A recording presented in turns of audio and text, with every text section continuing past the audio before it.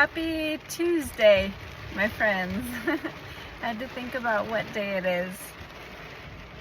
I'm hunkered down in my truck here because it's raining outside, and I just wanted to take a few minutes to share some thoughts.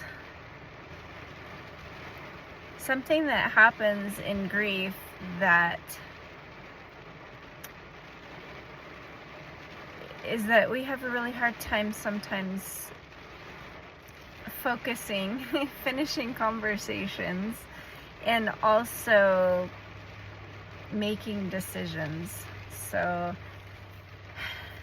if you know somebody that is struggling right now with the loss of somebody dear to them, it could be that they're having a really hard time just making basic decisions in their life. And today's August. We are into August.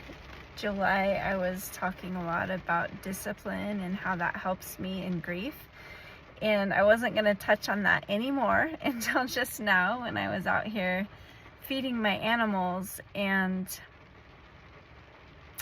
it occurred to me another thought about that, how I rely on, these micro habits and goals in order to get me through the day, because sometimes if I don't, I've said this before, if we don't have something to focus on, like to move us forward, we get stuck in the right here and the right now. And these little habits and goals came to my rescue just a few minutes ago, because I was kind of starting to sink down into some feelings of deep sadness. Somebody very special to me passed away the night before last. It was my husband's uncle, or oh my gosh, I can't even talk. My husband's aunt. That's what I mean. And I try not to edit. Like, these videos are not edited. I just really, as embarrassing as it would be in my former life to say some of the things that I say, I really want to expose the truth about what we deal with. The way that our brains just completely don't function sometimes. It was my husband's aunt, and this woman was very dear to me also, Tia Chabela. She took good care of me when I was in my early 20s living in Chile for 4 years. I had my 2 oldest children that are now gone. They spent their childhood there, their childhood years up until about 5 years old. Josie lived in Chile, and Julian was born in Chile. And our Tia Chabela, she took good care of us, always. She was very patient. She taught me so many things about life. And so, as I am out here right now, as I was feeding all of my animals and thinking about how sad I am that I don't get to see her again in this life. And it's really hard for me to talk about it without crying, but one of the things that I wanted to talk about right now was just how in grief, when we have complicated grief, I'm not a psychologist, I have no idea what they call it, but when you experience the loss, like deep loss, right on the back of another deep loss, and you have several of those events in your life, it's been very interesting to me to see how we don't necessarily process that. We can't process them all at once. That's what I wanted to say. In my experience, like, it's just too much. And something really interesting that still, I'm not one to like judge my own feelings. They just are. Like, what is. And And so I try to be gentle and, not overanalyze things. But something really interesting that I've always thought about, because when Josie died, shortly after, I lost my grandpa, who was very, very special to me. And then I lost an aunt. Actually, I lost my aunt before my grandpa. And then I lost my grandma just shortly before Julian died. And I lost my other grandpa just a month before Josie died. Anyway, I've lost all these people in a very short amount of time. But the grief of losing my daughter, that pain was so intense that it didn't really allow me to grieve over these other people that were very special to me. And so over the years, it's come out in really odd times, and it's really sweet. It's a sweet feeling to remember these people that we love and to shed tears over them.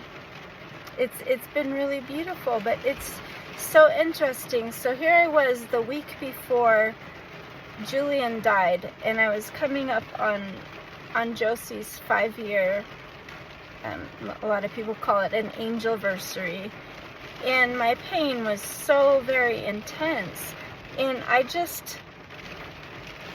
to this day, I can't even quite describe how it was when I got the news that my son had been killed, and it was like all this pain and heartache that I had for my daughter, it just disappeared. Not that I didn't miss my daughter, and that I didn't grieve over my daughter, and that I don't continue to grieve over my daughter, but this fresh news of losing my son was so intense that it overshadowed the grief that I was carrying for my daughter, which at the time I thought I couldn't possibly go on any longer. And so it's all been very interesting to me, and I share this because I'm guessing that a lot of other people have had this too. And as time has gone on, I've been able to, start to, I think as the numbness wears off, and I've been able to process my son's death more, all these, memories and feelings of, that I had for my daughter and that I continue to feel for my daughter have they've slowly come back to me.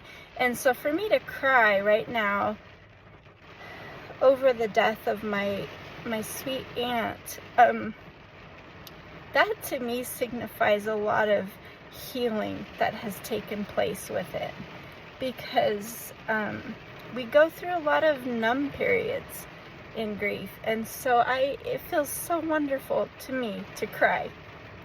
And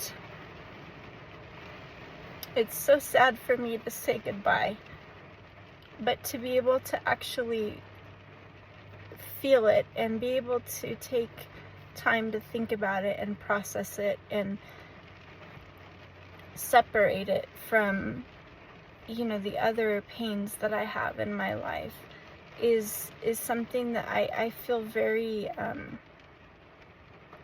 I'm grateful. I'm grateful that I'm able to take it in right now. And I think that the mindset that I have been working on so very hard has really enabled me to be able to have a clarity and a strength and courage to continue forward in ways that I never, ever, ever would have believed possible before I lost my children. And so I just wanted to share that, and I really hope and pray that everybody is finding a little bit of what they need to get through one more day. If you can't get through, a day, then get through the hour, get through the minutes. If it's really fresh, breathe in and breathe out. That's the main thing.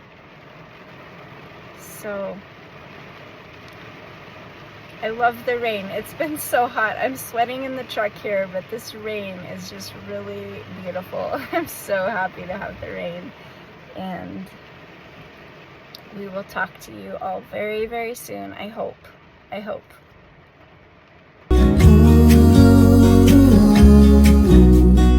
Look at those beautiful stars. I wanna drive a faster car.